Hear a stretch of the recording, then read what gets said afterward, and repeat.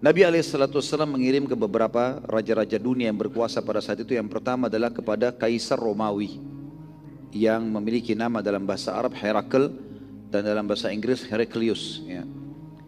Setelah Umrah Qadha, baginda Nabi SAW mengirim Dihyal Kalbi radhiyallahu anhu ke Romawi untuk menemui Kaisar yang bernama Herakl.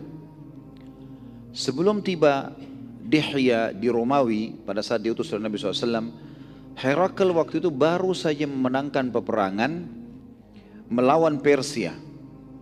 Dan subhanallah pada saat itu muslimin tidak terlibat sama sekali dalam peperangan antara Romawi sama Persia.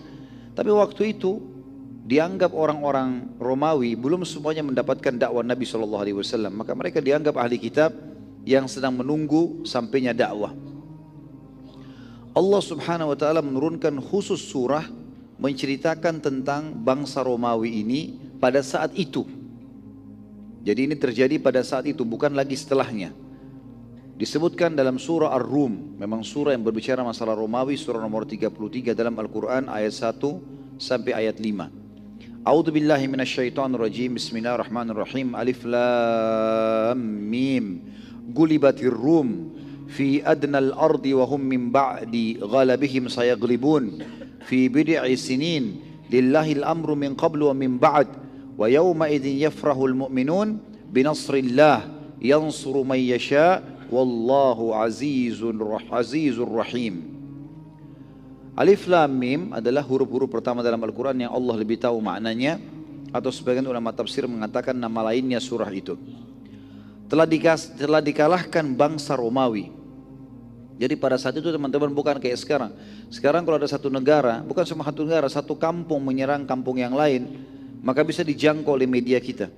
Di zaman dulu mustahil, nggak ada media sama sekali, nggak ada handphone, nggak ada internet, nggak ada TV, nggak ada apa-apa. Jadi orang kalau mau tahu informasinya orang lain, dia harus betul-betul menunggu orang dari wilayah itu atau dia ke sana langsung. Nggak ada cara lain. Di sini Allah SWT menunjukkan keajaiban Al-Quran, bagaimana waktu itu muslimin sedang berada di Madinah dan mereka mengetahui informasi yang sedang terjadi pada saat itu di wilayah Jordania. Peperangan yang terjadi antara bangsa Romawi dengan bangsa Persia. Dan waktu itu bangsa Romawi menyembah Allah Subhanahu wa taala. Mereka pengikut Nabi Isa AS, dan sebagaimana saya katakan waktu itu belum sampai kepada mereka risalah kenabian. Ya, belum merata semuanya gitu kan. Sementara orang-orang Persia menyembah api dan menyembah raja mereka pada saat itu. Allah mengatakan telah dikalahkan bangsa Romawi. Dalam peperangan itu bangsa Romawi kalah. Dua negara adik kuasa. Di negeri yang terdekat dan mereka dikalahkan. Setelah dikalahkan itu mereka akan menang. Yang dimaksud dengan negeri yang dekat adalah negeri Arab atau wilayah tepatnya Syria dan Palestina sewaktu menjadi jajahan kerajaan Romawi. Sebagian ahli sejarah mengatakan di Jordan. Intinya di negeri Syam terjadi peperangan tersebut. Kemudian dikatakan dan mereka kata Allah setelah dikalahkan, telah dikalahkan bangsa Romawi di negeri yang terdekat, maksudnya dekat dengan Palestina, dan mereka sesudah dikalahkan itu pasti akan menang. Subhanallah, bangsa Romawi itu mengeluarkan pasukan ratusan ribu orang. Sebagian ahli sejarah mengatakan mencapai 600.000 orang. 700.000 orang. Persia pun menggerakkan pasukan terbaiknya 516.000 orang, sama kekuatan. Dan ini terjadi peperangan besar-besaran dan saking banyaknya korban pada saat itu sampai wilayah yang terjadi peperangan dibanjiri oleh darah. Ya, sampai mereka kalau mau keluar dari kancah peperangan mereka seperti menyeberang melewati jenazah-jenazah dan juga darah-darah yang ada, saking banyaknya orang yang jadi korban. Jadi peperangan ini yang kalah kayaknya sudah mustahil untuk bisa menang lagi. Tapi Allah Subhanahu wa taala memastikan dengan kejiwaan yang sedang terpukul, dengan jumlah pasukan yang banyak terkalahkan, dengan materi yang banyak terkorbankan, Allah bilang waktu itu bangsa Romawi sangat lemah, mereka pasti setelah kalah itu akan menang nanti. Dan pada saat itu bangsa Romawi tidak sempat berpikir, mereka lagi kalah, tapi Allah bilang mereka akan menang. Dalam beberapa tahun saja kata Allah di ayat 4-nya, bagi Allah lah urusan sebelum dan sesudah mereka menang. Kata sebagian ahli tafsir 7 sampai kurang lebih 20 antara waktu yang ditentukan dalam Al-Quran itu sebagian dari tafsir mengatakan antara 7 sampai 10 tahun. Ya. Atau ada juga yang mengatakan antara 3 sampai 9 tahun. Dikatakan bagi Allah lah urusan sebelum dan sesudah mereka menang, dan di hari kemenangan bangsa Romawi nanti, di kemenangan mereka yang kedua, bergembiralah orang-orang beriman. Maksudnya para sahabat. Karena pada saat itu bangsa Romawi belum semuanya mendapatkan Islam tadi saya katakan, dan mereka termasuk orang yang beriman kepada Allah, sementara bangsa Persia adalah orang yang menyembah api. Jadi kalau bangsa Romawi yang menang, bangsa Persia yang menang, maka kemungkinan besar mereka akan membantai semua orang yang memiliki ketuhanan, ya, meyakini konsep ketuhanan. Ya. Mungkin seperti kurang lebih kayak di Indonesia sekarang dikhawatirkan masalah komunis, karena mereka tidak ada konsep ketuhanan. Jadi kalau mereka menang, maka otomatis semua orang yang beragama mengemani Allah ini atau ada Tuhan, maka itu dibunuh. Itu sudah umum, gitu kan. Seperti itu bangsa-bangsa atau pemahaman yang disebarkan oleh orang-orang sebelumnya. Persia begitu, jadi semua selain penyembah api akan dibunuh oleh mereka, gitu. Maka pada saat itu kata Allah SWT, nanti orang-orang beriman akan gembira dengan menangnya orang-orang Romawi, bukan karena mendukung pemahaman Romawi yang mengatakan Allah punya anak. Tapi pada saat itu mereka beriman, antara orang beriman sama orang yang memang tidak beriman adanya Tuhan Allah. Nah, ini makna daripada bangsa orang-orang beriman akan menang, akan gembira dengan orang-orang beriman akan gembira dengan menangnya bangsa Romawi. Jadi kalau antum baca surah ini di ayat-ayat pertama, jangan sampai salah paham. Jangan seakan-akan kita akan selalu gembira kalau orang Romawi menang. Bukan itu. Karena ayat ini turun pada saat itu Islam belum sampai kepada mereka secara menyeluruh. Beda dengan keadaan sekarang. Bangsa Rum masih ada, bangsa Romawi ada tentunya, ya. Sampai sekarang mereka masih ada. Bahkan Nabi SAW menyebutkan tentang malhamah kubra, akan terjadi, ya, peperangan besar antara kalian dengan bangsa Rum, gitu kan? Jadi memang mereka masih ada. Semua yang mengaku pengikut Nabi Isa AS, maka dikatakan mereka bangsa Rum. Kemudian ayat 5 kata Allah, semua itu terjadi karena pertolongan Allah. Dia menolong siapa yang dia kehendaki dan dia maha penyayang. Pada saat itu teman-teman sekalian, dengan hikmah Allah, Herakl yang pada saat itu melihat pasukannya banyak yang kalah, dia merasa terpukul. Dia nggak mau masyarakatnya merasa ketakutan, maka dia memotivasi mereka, memberikan hadiah, menyebarkan pelatihan-pelatihan militer pada saat itu untuk mengajak mereka menyerang kembali. Tepatnya 9 atau 10 tahun setelah kekalahan tersebut, maka mereka membentuk pasukan lagi, dan Herakl sempat bersumpah kalau seandainya pasukannya menang melawan Persia pada kali yang kedua ini, maka dia akan pergi haji ke Baitul Maqdis. Dan tentu hajinya orang Nasrani ke Baitul Maqdis. Kita pun di awal-awal Islam dulu, di fase Mekah, sujudnya kaum muslimin menghadap ke Baitul Maqdis. Kiblat kita ke sana. Orang Yahudi pun menjadikan kiblat mereka Baitul Maqdis, ya. Maka hajinya orang Nasrani sekarang ke sana, gitu. Mereka pergi ke sana, mereka anggap itu di sana hajinya. Dia janji, Herakl bersumpah, kalau seandainya menang pasukannya, dia akan pergi ke Baitul Maqdis untuk haji dan berjalan kaki bersama dengan para pendeta-pendeta pada saat itu.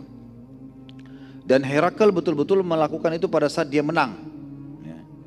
Jadi terjadi peperangan, akhirnya mereka menang. Dan saya tidak membahas tentang masalah peperangan Romawi lawan Persia. Intinya Al-Quran mengatakan mereka akan menang, dan betul-betul terjadi apa yang Al-Quran sebutkan.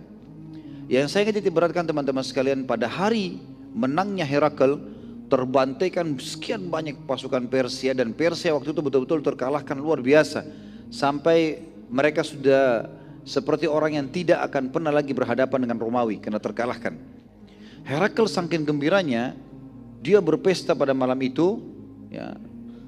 Kemudian dia berazam untuk pergi ke Baitul Maqdis. Di tengah jalan dia mimpi. Di malam hari di kemahnya dia mimpi. Dia mimpi kerajaannya hancur, dikalahkan oleh orang-orang yang bersunat. Orang yang sunat, orang yang khitan, gitu kan. Begitu mimpi dia. Herakl pada saat itu terkaget bangun, kemudian dia memanggil para penasehatnya, lalu dia tanya masalah perihal mimpi tadi. Apa artinya nih? Kenapa saya mimpi kerajaanku semua hancur dan pasukan yang menyerangku itu tidak bersunat? Ya. Namun tidak seorang pun dari penasehat yang memberikan gambaran kecuali satu orang yang mengatakan kemungkinan besar kerajaan Anda akan dihancurkan dalam waktu yang tidak lama oleh orang-orang yang bersunat. Maka Herakl sempat bertanya, siapa orang yang bersunat menurut kalian di muka bumi ini? Kata para pengikutnya, penasihatnya, tidak ada kecuali orang Yahudi. Kami nggak tahu orang yang sunat kecuali Yahudi. Maka Herakl berazam pada saat itu akan membunuh semua Yahudi. Nggak boleh lagi ada Yahudi yang hidup. Subhanallah, pada saat dia lagi mempersiapkan pasukannya untuk menghancurkan Yahudi, dimanapun Yahudi ada dia mau serang. Harus dihabisin Yahudi ini, karena dia takut kerajaannya hancur. Ternyata ada salah satu orang turunan Arab, kebetulan terjadi perselisihan. Waktu dia masuk ke wilayah Herakl di Romawi, dicurigai dia ini Yahudi atau orang Arab. Dan dia dari kaum muslimin orang ini. Cuma dia tidak mau buat masalah. Karena dia curiga Yahudi, diinterogasi dia tidak mau, dia mengatakan bukan, saya bukan Yahudi, saya orang Arab, dia tidak dipercaya. Maka pada saat itu pun dia ditangkap, pada saat ditangkap diperiksa. Ternyata dia berkhitan. Orang ini berkhitan. Maka dibawa ke depannya Herakl. Wahai Herakl, kami menemukan ada orang lain selain Yahudi yang bersunat. Maka kata Herakl, dari mana kamu? Dia bilang, saya dari Arab. Lalu kemudian Herakl bertanya, pada saat itu kebetulan memang dia ini selain raja juga seorang pendeta. Ya. Maka dia berkata, apa ada sesuatu yang terjadi di negeri kalian? Ada berita besar enggak? Kata dia, iya ada. Telah keluar di antara kami seseorang yang mengaku nabi. Herakl lalu berkata kepada orang tersebut, coba ceritakan kepada saya ciri orang yang mengaku nabi itu. Lalu orang ini pun menceritakan panjang lebar apapun yang dia tahu tentang Nabi SAW dari sisi khalqiyahnya, ciptaan fisik Nabi SAW, dan juga khuluqiyah dan akhlak Nabi SAW, serta syariat-syariat yang dibawa, karena dia seorang muslim, dia ceritakan itu. Herakl lalu berkata kepada orang yang ada di sekitarnya, datangkan kepadaku di negeri Syam ini, karena kebetulan dia sudah jalan.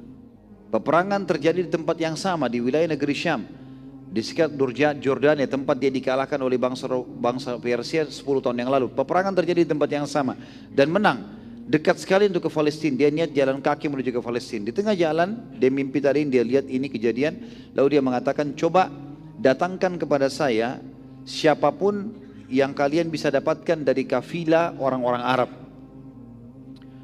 Setelah diteliti teman-teman sekalian, ternyata ditemukan memang ada kafilah-kafilah Quraisy yang kebetulan lagi ingin belanja ke negeri Syam. Sebagaimana Allah sebutkan dalam Al-Quran, Hillatas Syita'i was-Saif, perjalanan musim dingin dan musim panas. Ini salah satunya ke negeri Syam, salah satunya ke negeri Yaman. Tapi ini negeri Syam, mereka datang mau belanja. Dan kebetulan waktu itu yang pimpin kafilah adalah Abu Sufyan. Masih dalam keadaan kafir Abu Sufyan. Abu Sufyan lalu kemudian dipanggil oleh pasukan Herakl dan dibawa dia dan seluruh kafilahnya menuju ke istana. Herakl waktu itu tidak bisa bahasa Arab, ya. Dia menggunakan bahasa Rum pada saat itu. Herakl bertanya di penterjemah, siapa di antara kalian yang paling dekat jalur nasabnya dengan orang yang mengaku nabi itu? Maka Abu Sufyan berkata, aku. Abu Sufyan ini termasuk kalau dilihat jalurnya sebenarnya masuk dalam sepupu Nabi SAW. Sepupu Nabi SAW. Dia sepupunya juga Uthman bin Affan. Mereka semua satu jalur, ketemu di kakek-kakek sekian gitu. Kalau tidak salah waktu itu ya, sebagian sejarah mengatakan Abu Sufyan ketemu dengan Nabi SAW di kakek kelimahnya. Herakl lalu memerintahkan agar Quraisy semuanya duduk, orang kafilah semua duduk di bagian belakang, dan Abu Sufyan di depan sendiri, tidak boleh ada yang di sebelahnya. Lalu Herakl berkata, aku akan bertanya kepadamu, ditunjuk Abu Sufyan. Lalu ia berkata kepada pengikut Abu Sufyan yang ada di belakang, bila orang ini berbohong ataupun salah dalam mengucapkan, maka kalian semua harus meluruskan. Kalau tidak, kalian semua akan saya bunuh. Herakl raja besar pada saat itu. Ya. Maka Abu Sufyan berkata pada saat itu, dan dia ceritakan setelah dia masuk Islam, disampaikan riwayat dan dinukil oleh para ahli sejarah kita. Dia bilang, demi Allah, bila aku berbohong pun pada saat itu tidak akan pernah ada satupun dari pengikutku yang ada di belakangku yang berani meluruskan. Karena aku pemimpin mereka. Tapi aku tokoh Quraisy dan sangat memalukan bila aku bohong. Herakl lalu berkata kepada Abu Sufyan, bagaimana jalur nasabnya Nabi itu? Ayahnya, kakeknya, pokoknya jalur nasab ke atas. Abu Sufyan bilang, sungguh ia memiliki jalur nasab yang suci di antara kami. Terkenal semua dari ayahnya, kakeknya, terus sampai ke atas ini orang-orang yang baik, nggak punya riwayat yang tidak baik gitu. Herakal bertanya lagi, apakah ada yang pernah mengaku nabi sebelumnya di antara kalian? Di suku kalian ini, di suku Quraisy, pernah nggak ada yang ngaku nabi? Yang kalian ketahui, kata Abu Sufyan, tidak ada. Ya, tentu saja kenapa dikatakan tidak ada, karena dibahas di sini dari suku Quraisynya. Quraisy nama seseorang bernama Fikhir. Fikhir ini jauh dari keturunan Nabi, maksudnya turunan Nabi Ibrahim dan Ismail alaihissalam, tapi jauh di bawah. Dan Quraisy mulai disebutkan, diistilahkan dalam Quraisy dari orang ini namanya Fikhir. Berarti mulai Fikhir ke bawah, ada enggak yang mengaku Nabi? Maka kata Abu Sufyan, tidak ada. Kalau yang dimaksud adalah seluruh jalur nasabnya sampai ke atas, perlu ada Nabi. Dan ada Nabi Ibrahim dan Ismail alaihissalam. Maka kata Herakal, apakah kalian pernah menilai dia sebelum mengaku Nabi sebagai pendusta? Pernah nggak ada riwayatnya orang itu di suku kalian satu kali saja pernah bohong? Kata Abu Sufyan, tidak pernah. Herakal tanya lagi, apakah yang menjadi pengikutnya orang-orang lemah atau orang-orang terhormat? Kata Abu Sufyan, orang-orang lemah dan miskin. Kata Herakal, apakah jumlah mereka bertambah atau berkurang? Kata Abu Sufyan, bertambah. Herakal berkata lagi, apakah ada pengikutnya yang meninggalkan agamanya setelah menjadi pengikutnya? Ada enggak orang yang datang ngetes terus kemudian pulang lagi, keluar lagi dari agamanya? Kata Abu Sufyan, tidak ada. Bahkan Abu Sufyan termasuk orang yang menyiksa muslimin di Mekah. Dia tahu bagaimana orang-orang sampai berani mati untuk agama ini gitu. Kata Herakal, apakah ia pernah berkhianat? Kata Abu Sufyan, tidak pernah. Namun sekarang antara kami dengannya ada kesepakatan damai. Ini adalah kesepakatan Hudaybiyah. Dan aku tidak tahu apakah kedepannya ia akan khianat atau tidak. Abu Sufyan di sini teman-teman berkata, dia ceritakan setelah dia masuk Islam, dia ceritakan panjang, dia mengatakan, sungguh aku tidak mendapatkan celah untuk menghina Nabi Muhammad SAW kecuali pada masalah ini saja. Jadi semuanya baik ini. Jawabannya jujur, harus jujur. Dia bilang, saya tidak dapat celah untuk menghinanya kecuali di sini. Saya bilang, sekarang lagi ada kesepakatan. Saya tidak tahu ke depan dia khianat atau tidak. Tapi sebelumnya gak pernah berkhianat. Hanya itu celahnya. Gitu. Herakal bertanya lagi, apakah kalian telah memeranginya? Kata Abu Sufyan, iya. Kata Herakal, bagaimana hasil peperangan kalian dengannya? Kata Abu Sufyan, sekali ia menang, maksudnya perang Badr. Dan sekali kami menang, maksudnya perang Uhud. Kata Herakal, apa yang ia perintahkan kepada kalian? Apa dakwanya? Kata Abu Sufyan, ia memerintahkan kami agar menyembah Allah satu tanpa menyekutukannya, serta meninggalkan apa yang nenek moyang kami lakukan, sembah-sembah berhala segala macam. Ia juga memerintahkan kepada kami agar mengerjakan sholat, jujur dan tidak mengemis, serta menjaga silaturahim. Herakal lalu berkata pada penerjemahnya, katakan kepada orang ini baik-baik dengan bahasa yang jelas. Aku bertanya kepadamu tentang jalur nasabnya, engkau menjawab bahwa ia memiliki nasab yang suci. Demikian pula para nabi dan rasul yang diutus pada nasab terbaik kaumnya. Herakal sekarang sebutkan kepada Abu Sufyan. Selama ini teman-teman, Abu Sufyan selalu memerangi Nabi SAW. Nggak percaya. Siapa Muhammad itu? Salah satu penduduk Mekah. Bahkan Abu Sufyan merasa dirinya lebih kaya gitu kan. Makanya dia tolak terus. Tapi sekarang Abu Sufyan heran, Herakal ini, raja yang selama ini orang Quraisy pun takut dengannya, ini menyebutkan tentang kenabian Nabi SAW. Kau bilang tadi jalur nasabnya baik, maka itu semua nabi-nabi begitu. Pasti jalur nasabnya yang terbaik di kaumnya. Aku bertanya kepadamu, apakah ada di antara kalian yang pernah menyatakan hal yang serupa, pernah ngaku nabi? Engkau menjawab, tidak ada. Kalau seandainya ada yang telah menyatakan sebelumnya, dari kakek-kakeknya pernah ngaku nabi, maka aku akan mengatakan bahwa ia hanya mengikuti orang sebelumnya saja. Aku bertanya kepadamu, apakah ada di antara kakeknya yang raja? Engkau menjawab, tidak ada. Ini juga salah satu pertanyaan sebenarnya di riwayat ini, semestinya ada sebelumnya ya. Tapi ini tidak disebutkan dalam potongan riwayat yang tadi saya sebutkan. Tapi memang ada pertanyaan Herakal juga, apakah ada di antara kakeknya yang raja? Maka engkau menjawab, tidak ada. Kalau ada, maka aku akan mengatakan bahwa ia hanya ingin mengembalikan kerajaan kakeknya saja. Jadi ini maksud sini teman-teman sekalian, pernah saya jelaskan di awal-awal sirah, kalau Abdul Muttalib sempat menjadi raja Mekah, Tetapi sistem yang dipakai di Mekah waktu itu, walaupun ada seorang raja atau orang yang dituakan, tetap semua suku punya kekuatan. Makanya dikatakan di Mekah itu tidak ada raja khusus, tapi dikuasai oleh tokoh-tokoh Quraisy. Semua kepala suku punya hak untuk memberikan pendapatnya. Jadi maksud sini raja adalah raja yang menguasai semuanya. Tidak ada lagi yang membantunya, tidak ada penasehatnya, memang dia kuat dengan powernya sendiri. Lalu kata Herakl, aku bertanya juga padamu, apakah ia pernah berdusta pada kalian? Engkau menjawab, tidak pernah. Maka aku katakan, kalau ia tidak pernah dusta, maka pastilah ia tidak berani berdusta atas nama Allah.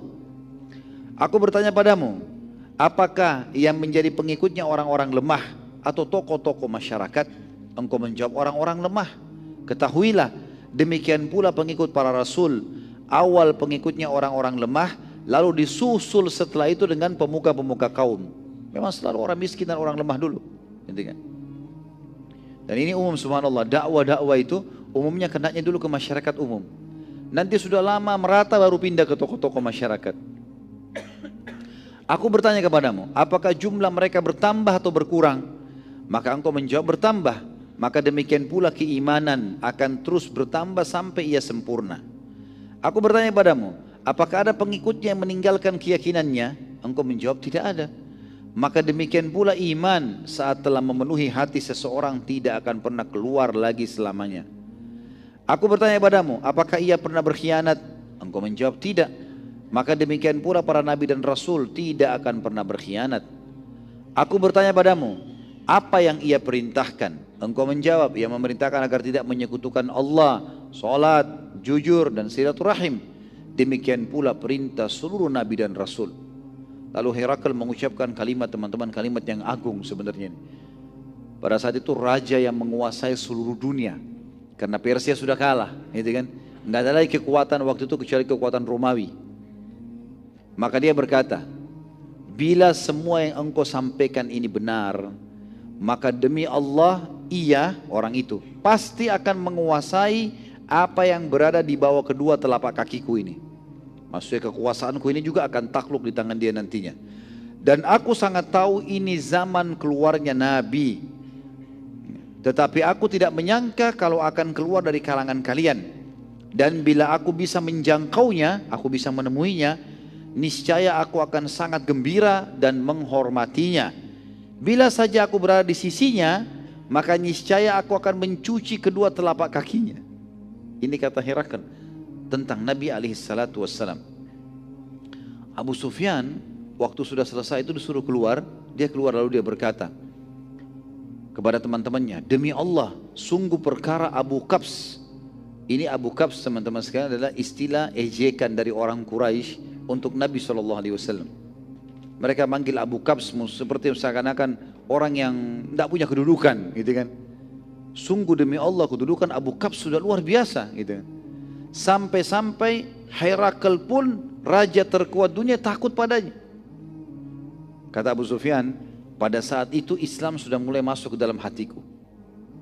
Tidak mungkin, ini aneh ini. Kalau sampai raja terkenal dunia dan baru menang peperangan, dia merasa sekarang tidak ada lagi musuhnya di dunia ini. Dia menguasai dunia.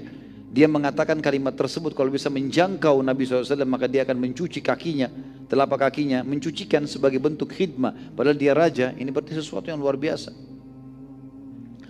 Sesaat baru saja Abu Sufyan keluar, berpapasan Abu Sufyan keluar dari situ, Dihyal Kalbi sampai. Utusan Nabi SAW, bawa surat dari Madinah. Gitu kan.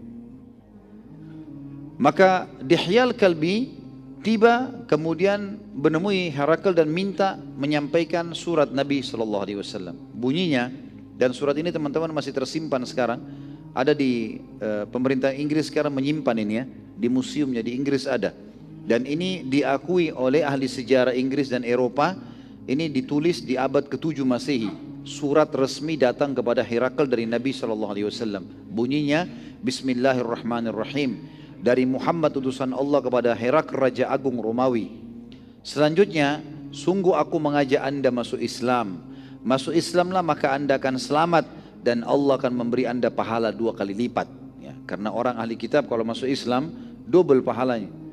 Mereka sudah beriman kepada Nabi Isa sebelumnya, mereka beriman kepada Nabi Muhammad SAW sekarang gitu. Bila Anda menolak, maka Anda akan memikul dosa seluruh petani. Waktu itu bangsa Romawi mayoritas pekerjanya petani. Maka bangsa Romawi dikenal bangsa petani, gitu kan. Anda akan menanggung dosa semua petani, maksudnya masyarakat Romawi. Karena kalau raja beriman, mereka beriman. Kalau raja tidak beriman, maka mereka tidak beriman. Wahai ahli kitab, lalu Nabi SAW bacakan ayat. Marilah kita satukan kalimat kita. Ya ahli kitab, ta'alu ila kalimatin sawa'im bainana wa bainakum. Ada ayat Al-Quran seperti itu. Wahai ahli kitab, marilah kita satukan perkataan kita sama-sama. Yaitu agar kita menyembah, tidak menyembah selain Allah dan tidak menyekutukannya dengan sesuatu apapun. Dan janganlah seseorang di antara kita menjadikan yang lain sebagai sekutu bagi Allah. Dan apabila kalian berpaling, maka ucapkanlah kami telah Islam atau menyerahkan diri kepada Allah.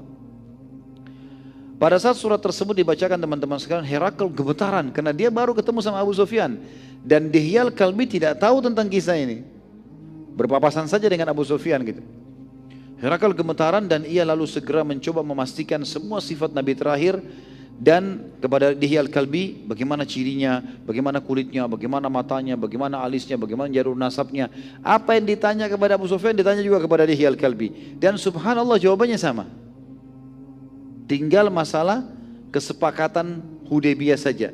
Ya, pada saat ditanya tadi Abu Sufyan bilang, tidak pernah khianat, tapi saya tidak tahu ke depannya. Kalau Dihyal Kalbi menjawab berbeda. Nabi kami tidak akan pernah berkhianat selamanya.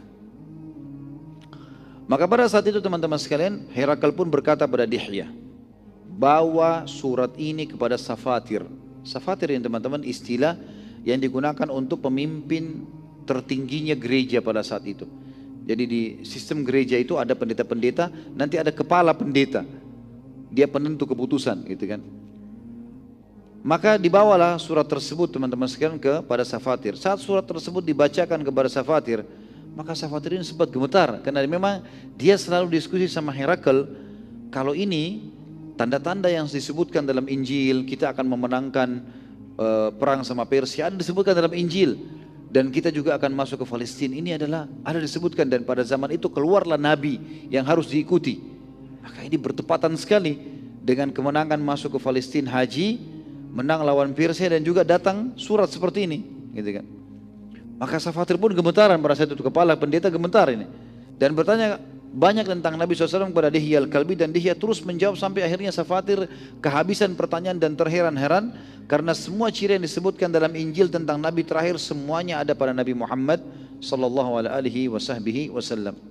Safatir lalu berkata kepada Dihya, demi Allah, aku sangat yakin kalau ini adalah zaman keluarnya Nabi terakhir yang telah kami tunggu-tunggu. Dan aku benar-benar tidak menyangka kalau keluar dari kalangan kalian wahai bangsa Arab. Maka aku menyatakan, asyhadu an la ilaha illallah wa anna Muhammad Rasulullah. Ini malah syahadat si Safatir ini. Safatir lalu mengumpulkan semua pendeta dan mengajak mereka masuk Islam. Dan menjelaskan tentang tanda-tanda Nabi SAW, lalu ia bersyahadat di hadapan mereka. Sebagian besar pendeta tidak mau menerima dan akhirnya mereka membunuh Safatir. Dan ini rahimahullah beliau mati syahid karena sudah muslim pada saat itu. Dia sudah syahadat. Bahkan dia langsung mendakwakan Islam kepada para pendeta-pendeta. Tapi mereka membunuhnya khawatir nanti jangan semua Nasrani mengubah agamanya. Dihya radhiyallahu anhu pada saat mengetahui kejadian pembunuhan Safatir, segera menemui Herakl dan meminta saran. Herakl lalu berkata, sungguh kedudukan Safatir di sisi mereka lebih mulia dibandingkan aku. Kalau Safatir saja mereka tidak dengar bahkan membunuhnya, maka bagaimana dengan aku? Tapi cobalah sabar dulu, aku akan mengatur strategi untuk mengumpulkan mereka.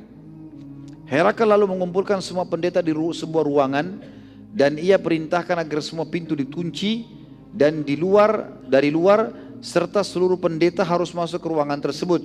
Dan disiapkanlah prajurit-prajurit yang memegang pedang yang berada di setiap belakang pendeta. Jadi ada puluhan pendeta yang datang dimasukkan dalam satu ruangan. Di setiap belakang pendeta itu ada satu prajurit yang pegang pedang, tapi tidak memperlihatkan kalau dia siap untuk membunuh para pendeta-pendeta ini kalau menolak gitu. Semua pendeta berkumpul pada saat itu, maka Herakl keluar menemui mereka dan membacakan surat Nabi SAW serta membaca ayat-ayat Injil yang membuktikan tentang kebenaran risalah Nabi Muhammad SAW. Lalu Herakl bersyahadat di depan mereka. Jadi raja agungnya Romawi masuk Islam di depan mereka semua. Maka seluruh pendeta kaget karena sekarang raja mereka pun mengikrarkan syahadat. Saat mereka mau melarikan diri dari ruangan, ternyata semua sudah terkunci. Jadi pendeta ini mau melarikan diri karena kaget kenapa rajanya pun masuk Islam. Maka para pendeta berkata, demi Allah kami tidak akan meninggalkan agama Al-Masih walaupun engkau membunuh kami semua. Melihat kejadian tersebut, maka Herakl khawatir bila membunuh semua pendeta malah jadi masalah tengah-tengah masyarakat. Maka dia pun dikatakan dalam buku sejarah, lalu cinta dunia mengalahkan imannya. Dan dia baru syahadat. Dia takut nanti kalau pendeta ini dibuka pintu lalu menyebarkan berita kalau raja begitu dan begitu, lalu terjadi pemberontakan, akhirnya dia jatuh dari kerajaannya padahal dia baru menguasai dunia. Maka dia pun berkata, aku hanya mau menguji kalian. Tadinya aku lihat surat itu sudah sampai kepada kerajaan kita dan aku khawatir malah kalian yang murtad. Maka pertahankanlah agama kalian dan aku bersama kalian. Lalu Herakl memerintahkan para prajurit membuka pintu untuk para pendeta dan pendeta pun memuji Herakl dan berjanji akan setia. Setelah semua pendeta pergi, maka Herakl memanggil Dihya al-Kalbi radhiyallahu anhu dan berkata padanya, aku mengucapkan hal tadi agar kerajaanku tidak hilang. Dan ini hadiah dari aku berupa emas, dikasih emas 1 peti. Bawalah kepada Nabi sallallahu alaihi wasallam, bawa kepada Nabi dan sampaikan salamku juga, bilang kalau aku tetap dengan keislamanku. Kata Herakl ini. Saat Dihya al-Kalbi tiba di Madinah radhiyallahu anhu dan menceritakan kepada Nabi SAW, maka Nabi SAW mengucapkan kalimat yang mulia. Kata beliau, sungguh dia adalah musuh Allah. Herakl, dia telah berdusta. Ia mengucapkannya kalimat tadi karena beriman, kemudian dia meninggalkannya justru karena mendahulukan dunia. Dan ini beda dengan keadaan Najasyi yang benar-benar masuk Islam karena hatinya, dan dia pertahankan sampai dia meninggal dunia. Lalu Nabi SAW memerintahkan agar pemberitaan Herakl dibagikan kepada, pemberian Herakl emas dibagikan kepada seluruh muslimin. Demikianlah hasil surat Nabi SAW kepada salah satu raja-raja dunia. Surat kedua Nabi SAW yang dikirim setelah Herakl, walaupun sebenarnya surat-surat ini dikirim oleh Nabi SAW secara bersamaan. Itu yang lebih kuat pendapat para ulama, kalau ini dikirim secara bersamaan. Surat yang selanjutnya adalah surat kepada Harith bin Abi Shummar atau Nabi Shummar al-Ghassani. Nabi SAW mengutus ke sana seorang sahabat yang mulia namanya Syuja' bin Wahab al-Uzdi. Syuja' bin Wahab al-Uzdi radhiyallahu anhu membawa surat kepada pemimpin negeri Syam yang bernama Harith bin Abi Shummar al-Ghassani. Isinya adalah Bismillahirrahmanirrahim, dengan menyebut nama Allah yang Maha Pengasih dan yang Penyayang, dari Muhammad utusan Allah kepada Harith bin Abi Shummar. Keselamatan bagi orang yang mengikuti kebenaran dan petunjuk serta beriman kepada Allah dan juga membenarkannya. Sungguh aku mengajakmu beriman kepada Allah tanpa menyekutukan sesuatu pun dengannya, dan kerajaanmu tetap bertahan. Pada saat membaca surat Nabi SAW, Harith ini dia termasuk penguasa yang besar sekali. Dan pada saat itu teman-teman sekalian, walaupun Nabi SAW sudah berhasil menundukkan Khaybar, beberapa kota-kota kecil atau desa-desa kecil di sekitar Madinah, tapi belum didengar gongnya ke seluruh dunia, masih kecil. Justru setelah surat-surat inilah baru orang-orang banyak mengenal tentang Nabi SAW. Awalnya tidak. Lingkupnya sangat kecil sekali, cuma Madinah, Mekah, Khaybar, wilayah-wilayah kecil. Jaraknya 400 km, 200 km. Negeri Syam sudah 1000 km ke atas jarak jauhnya. Dan nanti pada saat ini baru terdengar. Harith ini seorang pemimpin di negeri Syam, raja. Kekuatan pasukan perangnya saja sudah 100.000 orang. Gitu kan. Dia kurang lebih dia menguasai wilayah Jordania dan sebagian wilayah Palestina. Ya, sebagian lagi dikuasai oleh Romawi. Dan dia termasuk sekutunya orang-orang Romawi. Sekutu orang Romawi. Cuma dari turunan Arab. Dia marah waktu membaca surat Nabi SAW dan dia berkata, siapa orang ini? Berani benar ia mengancam kerajaanku sementara aku memiliki pasukan sebanyak 100.000 prajurit. Maka gara-gara itu teman-teman sekalian, Harith pun mencari tahu tentang siapa Nabi SAW, tinggal di wilayah mana, berapa besar kekuatan pasukannya. Lalu dia mempersiapkan semua kekuatannya 100.000 orang untuk menyerang Madinah. Dan nanti ini akan menjadi penyebab terjadinya perang Mu'tah. Das ini surat yang kedua kepada Harith Al-Ghassani bin Abi Shummar Al-Ghassani yang menolak surat Nabi SAW. Yang ketiga surat Nabi SAW ke Busra. Wilayah Busra, penguasa Busra. Busra ini sebenarnya kalau sekarang masuk ujung Jazirah Arab, lebih dekat kepada Irak. Di situ juga dulu ada kerajaan dipimpin oleh Al-Harith juga, namanya Harith tapi Harith yang berbeda dengan tadi, bin Umair Al-Uzdi. Maaf, ini dipimpin oleh Syurahbil bin Amr Al-Ghassani. Nabi SAW mengutus ke sini, ke Busra, seseorang yang bernama Al-Harith bin Umair. Jadi tadi nama yang saya sebutkan awal itu adalah nama sahabat sebenarnya yang diutus Nabi SAW, namanya Al-Harith bin Umair Al-Uzdi. Ini sahabat Nabi radhiyallahu anhu yang diutus kepada wilayah Busra. Namun di tengah jalan, Al-Harith ini bertemu dengan Syurahbil bin Amr Al-Ghassani yang dasarnya memang dari berkuasa di wilayah itu, dan memang dia mendukung kakaknya dia yang Harith tadi, yang dari kepala suku Ghassan. Maka karena dia tahu ini utusan Nabi SAW, dia pun membunuhnya. Jadi Al-Harith bin Umair Al-Uzdi dibunuh oleh Syurahbil dan dia mati syahid radhiyallahu anhu. Dan kejadian inilah nanti akan membuat Nabi SAW menyerang suku Ghassan. Ini juga salah satu pemicu nanti terjadinya perang Mu'tah itu. Yang keempat surat Nabi SAW ke Muqayqis, raja Mesir pada saat itu. Nabi SAW mengirim ke sana Hatib bin Abi Balta'ah radhiyallahu anhu kepada penguasa Mesir yang bernama Al-Muqayqis. Surat Nabi SAW berbunyi mirip dengan suratnya ke Herakl, karena dia raja Nasrani. Bismillahirrahmanirrahim, dari Muhammad utusan Allah kepada Muqayqis, raja agungnya Mesir. Selanjutnya atau amma ba'd, sungguh aku mengajak anda masuk Islam. Masuk Islamlah maka anda akan selamat dan Allah akan memberi anda pahala 2 kali lipat. Bila anda menolak maka anda akan memikul dosa seluruh petani masyarakat Mesir, karena mayoritasnya memang bekerja jadi petani pada saat itu. Wahai ahli kitab, marilah kita satukan kalimat kita agar tidak menyembah selain Allah dan tidak menyekutukannya dengan sesuatu apapun. Dan janganlah seseorang di antara kita menjadikan yang lain sebagai sekutu bagi Allah. Dan apabila kalian berpaling, maka ucapkanlah bahwa kami telah masuk Islam atau menyerahkan diri. Muqayqis pada saat membaca surat Nabi SAW, ini mirip dengan responnya Herakl. Dia seorang pendeta, dia juga raja, dia tahu ini. Maka dia gembira membaca surat Nabi SAW. Kemudian dia bertanya banyak tentang Nabi SAW kepada Hatib bin Abi Balta'ah radhiyallahu anhu. Dan Hatib menjawab semua pertanyaan sampai akhirnya kata Muqayqis, apakah kaumnya sudah memeranginya? Dalam Injil disebutkan itu. Agama yang dibawa oleh Nabi terakhir tidak akan tersebar sampai kaumnya memerangi Nabi tersebut. Dan akhirnya dia memenangkan peperangan. Maka kata Hatib, iya, memang kaumnya sudah memeranginya, bahkan mengusirnya dari kotanya, maksud dari Mekah. Maka Muqayqis berkata, mengapa dia tidak mendoakan kaumnya agar Allah binasakan saja? Bukankah ia seorang nabi dan doanya diijabah? Ini pertanyaan sebenarnya memancing ya. Secara akal mungkin orang berpikir, iya ya, mestinya Nabi berdoa saja agar Quraisy Allah binasakan. Tapi perhatikan Hatib bin Abi Balta'ah radhiyallahu anhu dengan keimanan dan ilmunya, dia menjawab dengan cerdas. Dia mengatakan, mengapa Isa tidak mendoakan kehancuran kaumnya saat ada di antara mereka yang tidak mengikutinya? Sama jawabannya. Maka Muqayqis paham pada saat itu dan dia tahu kalau Nabi Isa tidak mendoakan agar Bani Israel dihancurkan karena Nabi Isa ingin hidayah dan petunjuk untuk mereka, bukan kebinasaan.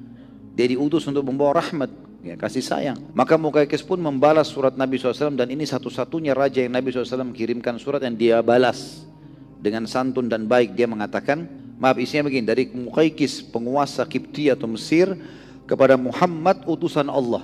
Dia akui itu. Dan sampai hari ini tentu surat-surat ini masih ada teman-teman sekalian dalam naskah-naskah aslinya ya, ditulis di atas kulit-kulit hewan.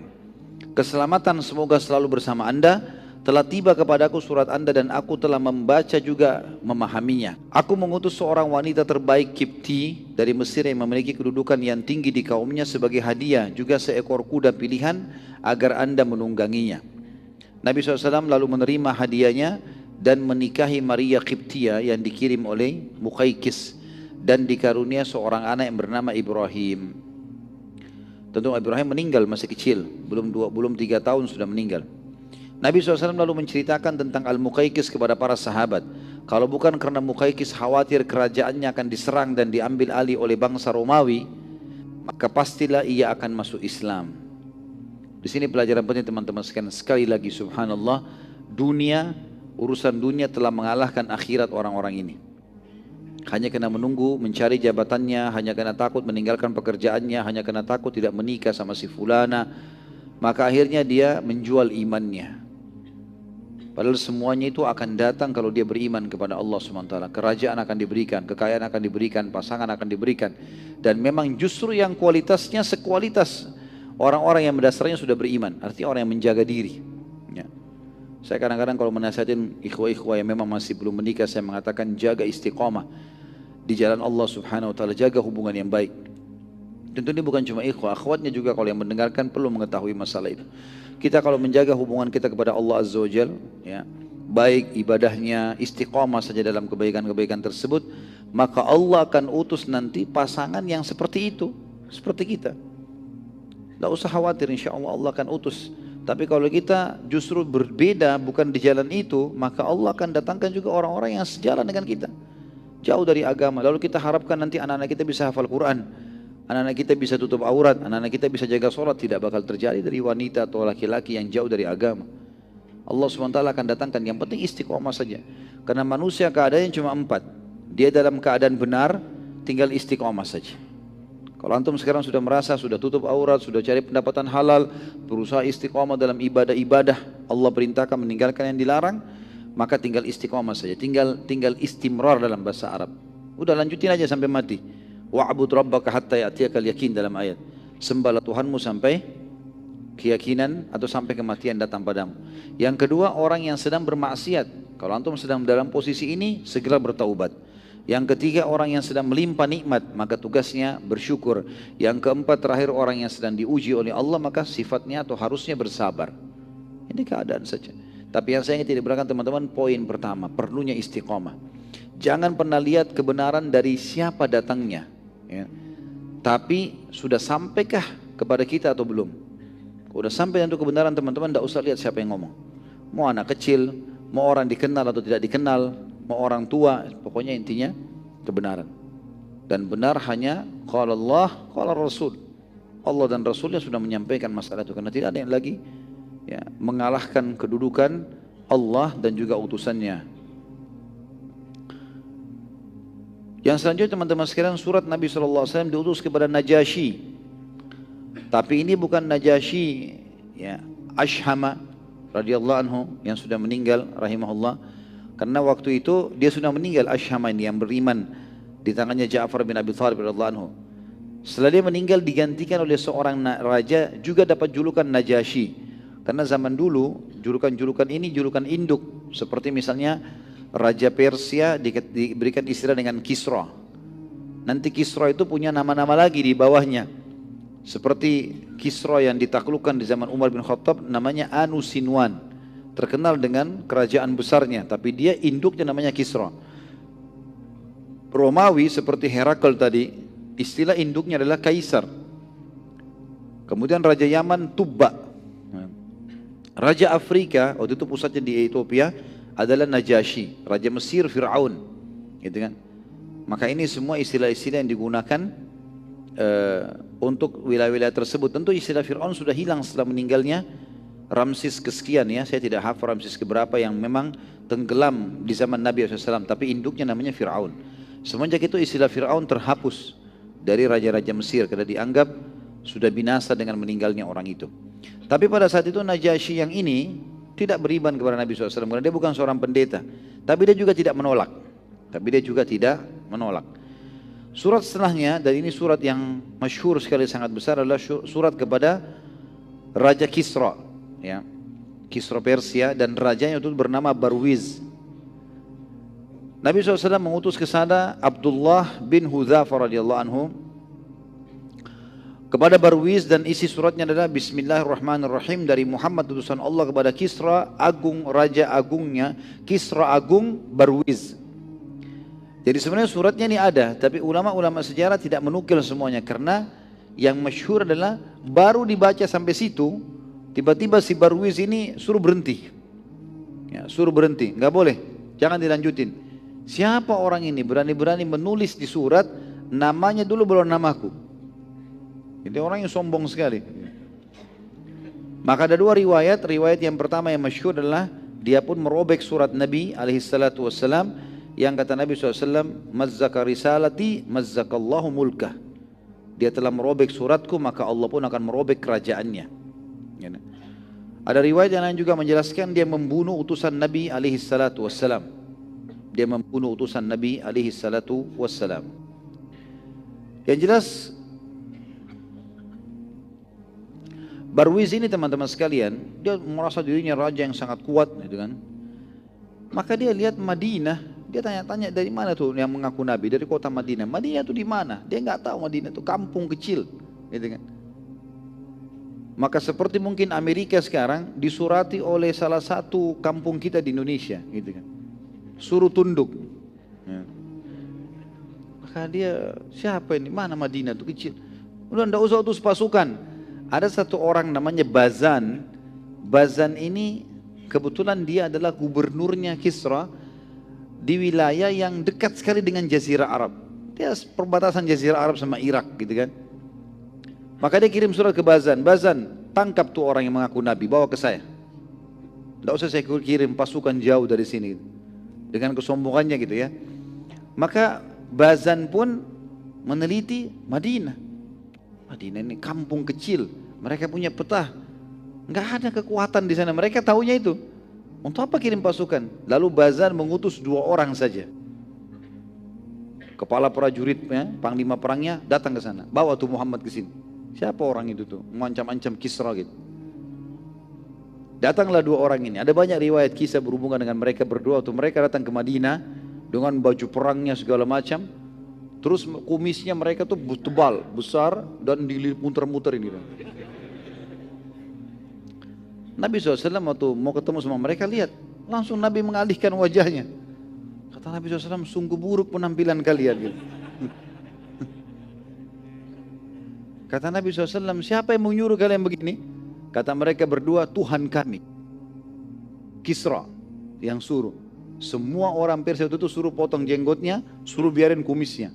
Dan makin tebal makin punya kedudukan gitu kan. Maka kata Nabi SAW, sungguh Tuhanku, karena kan mereka bilang Tuhan kami Kisra. Kata Nabi SAW, Tuhanku menyuruh aku selain itu. Kami disuruh memelihara jenggot dan menghabiskan kumis kami, atau memotong kumis kami. Itu yang disampaikan oleh Nabi SAW. Maka akhirnya kedua orang ini duduklah, mengatakan, ada penterjemahnya, siapa kamu ini hai Muhammad? Nabi SAW jelaskan, saya adalah utusan Allah, saya begini, saya begini. Apa ajaranmu? Ajaranku begini dan begitu.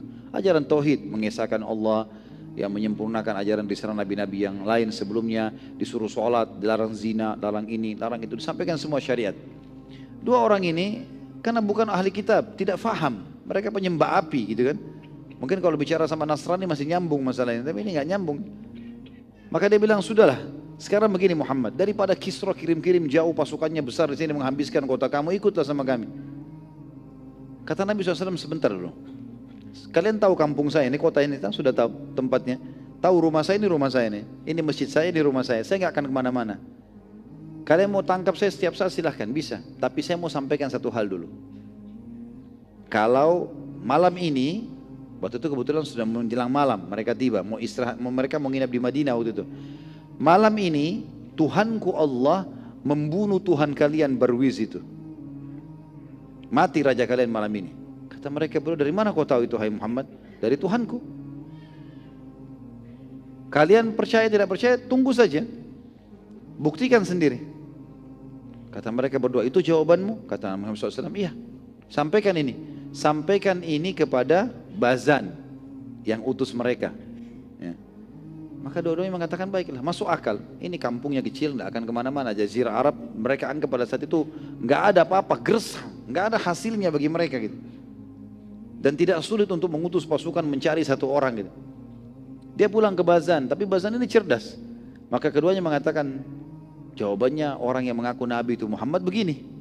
Katanya Tuhan kita Kisra dibunuh oleh Tuhannya. Gitu kan? Kata Bazan, baiklah kita tunggu.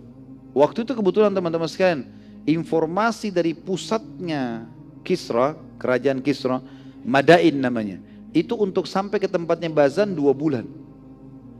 Jadi kalau ada kejadian instruksi apa dari pusat, Itu orang naik kuda, naik unta, pasukan antar 2 bulan baru sampai, baru jalankan instruksi. Begitu. Ada berita apa? Kata Bazan, baik kita tunggu. Kalau betul-betul ada kejadian betul dicatat hari itu, pada malam itu hari apa, mereka tunggu. Subhanallah, 2 bulan kemudian betul-betul datang. Dan beritanya seperti yang Nabi SAW sampaikan, bahwasanya Barwis mati di hari itu, di waktu itu, di malam itu. Kata Bazan, sungguh tidak ada yang bisa mengucapkan ini kecuali seorang Nabi. Maka Bazan pun akhirnya beriman. Dan Bazan termasuk teman-teman sekalian raja rahimahullah yang meninggal dalam keadaan Islam, tapi banyak umat Islam yang tidak tahu. Dia adalah gubernur, walau di Jazirah Arab dikenal dengan raja sebenarnya, tapi dia gubernur yang paling besar, gubernur terbesarnya Kisra. Kemudian surat yang dikirim oleh Nabi SAW selanjutnya kepada Munzir bin Sawi. Munzir bin Sawi ini penguasa Bahrain. Bahrain tentu bukan negeri Bahrain yang sekarang ya. Bahrain dulu wilayah yang cukup luas. Memang di pinggiran Jazirah Arab. Lebih dekat kepada Teluk, tapi pesisirnya wilayahnya cukup luas. Munzir bin Sawi ini diutus kepadanya oleh Nabi SAW Al-Ala Al-Hadrami. Al-Ala bin Hadrami radhiyallahu anhu. Isi surat Nabi SAW serupa dengan isi surat yang ke Kisra. Munzir cerdas pada saat itu dan dia tidak spontan menolak, tapi ia banyak bertanya kepada Ala radhiyallahu anhu untuk ia menjawab semua pertanyaannya. Ala juga memberitakan bahwasanya Najasyi maksudnya adalah Ashham yang sudah masuk Islam, yang sudah meninggal. Najasyi masuk Islam, ceritanya begini. Diutus kepada sana oleh Nabi SAW seseorang sahabatnya bernama Ja'far bin Abi Thalib dan masuk Islam dan dia meninggal dalam keadaan Islam. Nabi SAW sempat sholat di jenazahnya. Bazan ini terkenal. Bazan walaupun dia gubernur Kisra, tapi wilayahnya lebih luas daripada wilayahnya ya Munzir. Jadi Munzir bilang Najasyi sudah masuk Islam, Bazan sudah masuk Islam. Bahkan disebutkan oleh Al-Hadrami dan suku fulan. Di Jazirah Arab yang diketahui oleh Munzir ini, dia tahu suku-suku itu. Termasuk kaum Yahudi yang ada di Khaybar sudah dikalahkan semuanya. Tinggal yang belum ditaklukkan hanya Mekah saja. Maka setelah memastikan semua itu, Munzir pun akhirnya masuk Islam. Munzir pun bin Sawi masuk Islam dan mengajak seluruh warganya masuk Islam. Dan bagi yang tidak mau masuk Islam, maka dipungut darinya jizyah. Munzir yang ambil jizyah dikirim kepada Nabi alaihi salatu wassalam. Berarti sudah ada 2 nama yang memimpin pada saat itu masuk Islam, Bazan dan Munzir bin Sawi rahimahumullah. Kita tentu tidak, sebenarnya lebih tepat kita bilang rahimahullah karena tidak sempat bertemu dengan Nabi alaihi salatu wassalam. Karena definisi sahabat yang biasa kita doakan radhiyallahu anhu, walaupun ini doa bisa kita ucapkan pada siapapun ya, tapi termasuk mendudukan posisi para sahabat pada tempat yang lebih mulia daripada orang lain adalah kita mengatakan radhiyallahu anhum. Karena mereka tidak pernah melihat Nabi SAW, sementara definisi sahabat adalah harus melihat Nabi. Harus melihat Nabi dengan mata kepala, beriman pada beliau dan juga meninggal dalam keyakinan Islam. Baru dikatakan seorang sahabat. Surat selanjutnya adalah surat Nabi SAW ke penguasa sebagian wilayah Yaman. Waktu itu Yaman terbagi 2. Sebagiannya dikuasai oleh Al-Harith Al-Humairi. Ya. Nabi SAW mengutus ke sana Muhajir bin Umayyah al-Makhzumi. Muhajir bin Umayyah al-Makhzumi. Muhajir bin Umayyah al-Makhzumi radhiyallahu anhu ini diutus kepada Al-Harith Al-Humairi. Jadi Al-Humairi ini nisbat kepada sukunya namanya Himyar, ya, suku Himyar. Pada saat mendengar surat Nabi SAW tiba kepadanya, belum sempat dibaca, dia tolak. Langsung dia tolak, karena dia tahu Madinah bagi dia juga kecil. Udahlah, tidak usah beriman. Selesai, disuruh pulang saja utusan Nabi SAW. Belum baca suratnya sudah ditolak. Tentu waktu itu Yaman teman-teman sekalian dibagi 2 ya. Setengahnya dikuasai oleh Persia, setengah dikuasai oleh orang ini. Surah selanjutnya datang kepada Hawdah bin Ali Al-Hanafi. Hawdah bin Ali Al-Hanafi. Ini penguasa wilayah Yamamah. Nabi SAW mengutus ke Hawdah bin Ali Al-Hanafi ini seorang sahabat beliau namanya Sulaiq bin Amr. Sulaiq bin Amr radhiyallahu anhu. Dan Hawdah ini juga termasuk suku Arab yang memiliki kurang lebih 100.000 personil perang. Jadi itu memang militernya sejumlah itu. Saat surat Nabi SAW dibaca di hadapannya, maka Haudah tertarik dan ia sudah mendengar juga mengumpulkan informasi perkembangan Islam. Maka ia berkata kepada Sulaik, sebagai respon dari surat Nabi SAW, sampaikan kepada Muhammad kalau aku akan beriman pada risalahnya, demikian pula seluruh kaumku, tapi ada syaratnya. Syaratnya adalah kalau Muhammad wafat, aku jadi penggantinya. Pada saat surat atau balasan tadi, berita tersebut tiba di Nabi SAW di Madinah, maka kata Nabi SAW, semoga Allah melaknatnya. Dia hanya mau beriman karena kekuasaan saja. Nabi SAW lalu berdoa, ya Allah, cukupkanlah aku dari keburukan orang ini atau Haudah. Maka Haudah pun meninggal 3 hari setelah doa Nabi SAW. Dan ini tentu teman-teman sekalian ada satu sebab ya, bukan begitu saja ya. Haudah tadinya memang diberitakan kepada Nabi SAW melalui wahyu kalau orang ini sebenarnya hanya ingin menunggangi ketegangan Islam, kan dia sudah dengar surat-surat Nabi SAW ini semua tiba ke Herakl, tiba ke sana, dia dengar rupanya. Maka dia mau tunggangi ketenaran itu, gitu kan? Maka dia mau tertulis dari Nabi SAW, kalau saya akan beriman dengan kaum saya, tapi berikan kepada saya kedudukan. Setelah kau meninggal, hai Muhammad, saya jadi pemimpin. Maksudnya dobatkan juga saya jadi nabi, jadi raja, terserah. Maka Nabi SAW pun akhirnya mendoakan dia keburukan, karena dia sudah niat juga pada saat itu kalau Nabi SAW tidak terima permintaannya, utusan Nabi SAW pulang dalam beberapa hari, 3 atau 4 hari dia akan menyerang Madinah. Maka Nabi SAW mendoakan supaya Allah mengambil alih Haudah. Maka betul-betul 3 hari kemudian dia meninggal dunia. Kemudian selanjutnya surat Nabi SAW kepada penguasa Oman, wilayah Oman, yang bernama Jaifar bin Abdu. Jaifar bin Abdu ya. Jaifar bin Abdu ini diutus kepadanya oleh Nabi SAW Amr bin As radhiyallahu anhu.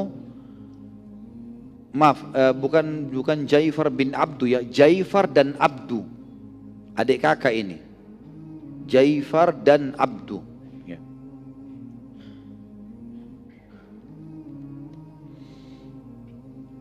Diutus kepada mereka berdua adalah Amr bin As radhiyallahu anhu, dan keduanya ini anak daripada Julandi ya, namanya Julandi. Jadi Jaifar bin Abdu dan Abdu bin Julandi ya.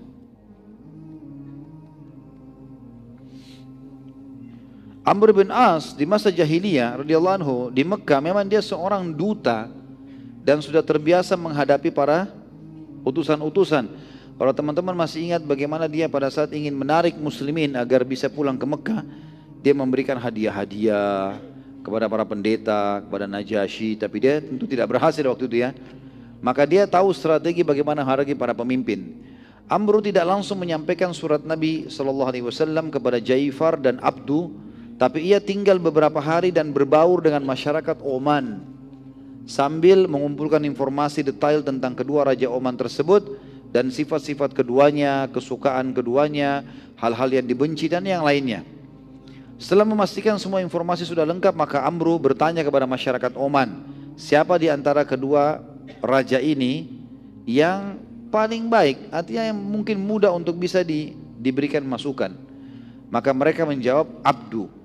Dari dua adik kakak ini ternyata Jaifar dan Abdu yang lebih baik, lebih lembut. Maka Amr pun memulai mendatangi Abdu dan membacakan surat Nabi SAW, dan bila ia beriman maka seluruh kerajaan dan kekuasaannya tetap, hanya saja hukum yang diterapkan adalah hukum Islam. Kerajaan tetap, semua tetap, tapi Islam yang diterapkan. Abdu waktu itu sempat sangat marah dengan surat Nabi SAW dan berkata, berani benar dia mengancam kerajaanku, apa yang bisa ia lakukan untuk mengalahkan kekuasaanku? Maka raja, dia merasa kenapa harus tunduk dengan seseorang yang tidak dikenal. Amr bin As waktu itu sangat cerdas, dia mengatakan, ia tahu bahwasanya menghadapi orang seperti Abdu, emosional, punya kerajaan, butuh kecerdasan. Maka Amr berkata, bila surat ini tidak bermanfaat bagimu, maka kami tidak perlu ya, karena telah masuk di bawah hukum Nabi kami banyak raja-raja, di antaranya Najasyi.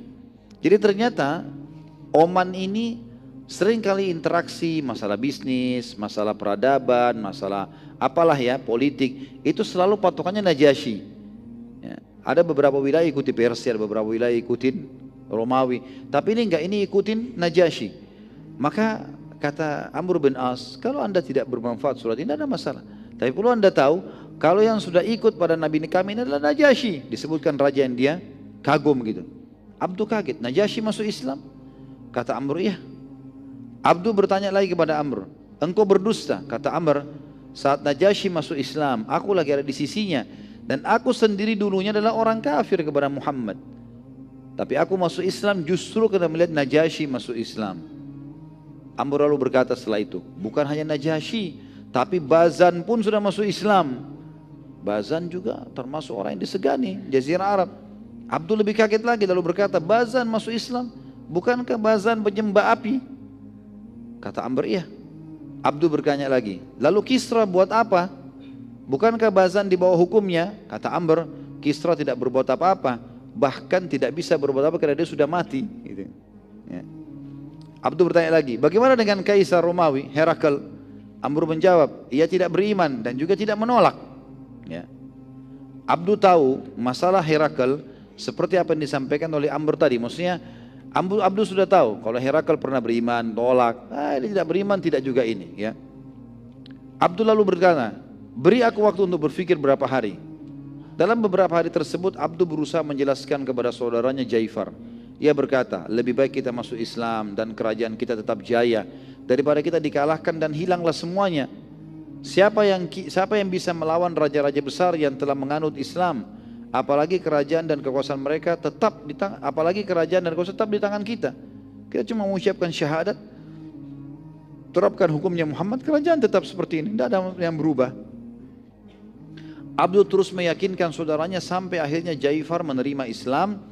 Dan akhirnya keduanya masuk Islam dan mengiklankan keislaman mereka. Demikian pula seluruh masyarakat Oman waktu itu masuk Islam. Setelah Allah SWT yang maha mulia, Amr bin As adalah penyebab masuk Islamnya kedua raja tersebut, serta juga seluruh wilayah Oman. Dan ini juga keutamaan bagi da'i-da'i yang bersabar dan dalam menyampaikan dakwah butuh strategi. Tidak boleh orang asal begitu saja. Dia harus punya strategi dalam menyampaikan dakwah, dia susun materinya, dia menggunakan retorikanya, dia memilih waktu dan tempat yang tepat, gitu kan. Maka itu semua teman-teman sekalian sangat membantu untuk dakwah. Ada orang bisa dihadapi dengan hanya satu hadis, ada orang dihadapi dengan 10 hadis, ada orang dihadapi mungkin dengan 100 hadis. Allahu a'lam. Ada orang juga memang membangkang, rasanya tidak mau. Dan Nabi SAW sudah mengajarkan bagaimana menghadapi orang-orang ini, terutama kita ambil pelajaran dari para sahabat beliau ridwanullahi alaihim. Dan bagaimana kejelian dan kecerdasan Amr di sini berhasil mengatur strategi jitu untuk menyampaikan dakwah. Keduanya tetap jadi raja sampai meninggal dunia. Barulah Nabi SAW menentukan gubernur di Oman. Setelah keduanya meninggal, barulah Nabi SAW tunjuk penggantinya.